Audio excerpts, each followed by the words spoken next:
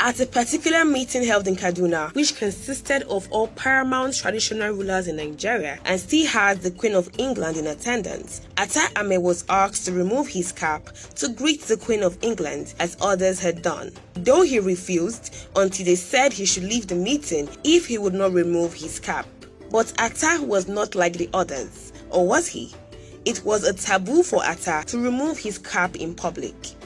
All of a sudden, the entire hall where they were staying was occupied by a swarm of bees, which emanated from the cap of Attah Ameh Oboni, which he removed in order to greet the Queen.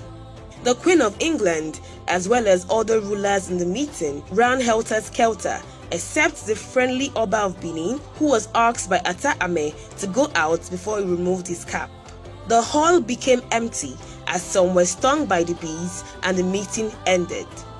According to history, Attah Ameh Oboni was asked to be arrested and handcuffed by security people, which they did, but the handcuffs fell off his hands. He was later locked up in a room on the instruction of the northern leaders and guarded by the security personnel, was only to find out later that he had left the room. Yes. When the security was taking him to be locked up, he told his driver, Amanabo of blessed memory, to take the car and drive back to Ida while the security locked him up in the room. He then warned Amanabo not to look back until he felt a cold breeze in the car. Though Amanabo argued a little, saying that he cannot leave the Attah there to be arrested, but later obeyed and started driving back to Ida from Kaduna. After some time, he felt the cold breeze in the car and Attah Ameh was seated inside the car. The incident in the meeting made many rulers, which were mostly northerners, to be angry, especially making kings to run in such manner because of bees. This became one important sin, and it was like one sin too many.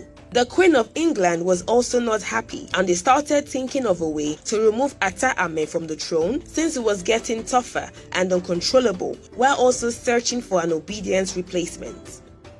Igala has various cultural festivals, one of which is Ocho. Ocho is celebrated before farming starts and is the time that Attah Igala prays to God for sufficient rainfall, bountiful harvest, and success in hunting. It is celebrated in the bush, and the venue is called Ere Ocho, where the Attah will hunt until he kills a buffalo or a strong animal. The community in Ida, where the Ocho takes place, is called Ogo Efa. He performs a little sacrifice to the ancestors using the live chicken in the process, and this was to find out if there will be blessings or problems in the land after the Ocho. Before this time, the enemies among the Igala people, especially those having connections with the leaders of the northern region, were working hard to get any evidence, either true or false, which can be used to remove him from the throne. The blood of the animal used as sacrifice at Ocho ground now became what the enemies would use against him. Petition was written by these two Igala people to the Queen and some other northern leaders that Attah Ameh was sacrificing humans during the Ocho festivals. Since they were looking for any means to displace him with, judgment was quickly passed that he must be dethroned, even when the investigations were not yet concluded. In addition, all the Igala cultural festivals, including the Ocho, were immediately banned, and this remained for almost 63 years until Governor Yahaya Bello unbans them based on the appeal of the present Attah Igala.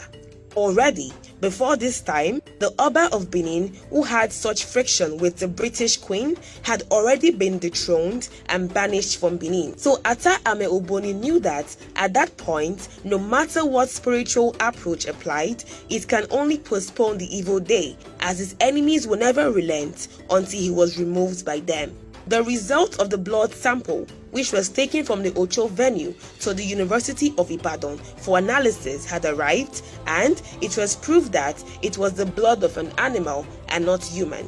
Sadly, the revered king Attah Ameh had passed on before the result was brought. But Attah Ameh, being very sure that he was wrongly accused and framed up by his enemies, especially those from Igala, who wrote the petition against him, marking the beginning of his planned dethronement, made some pronouncements before his death.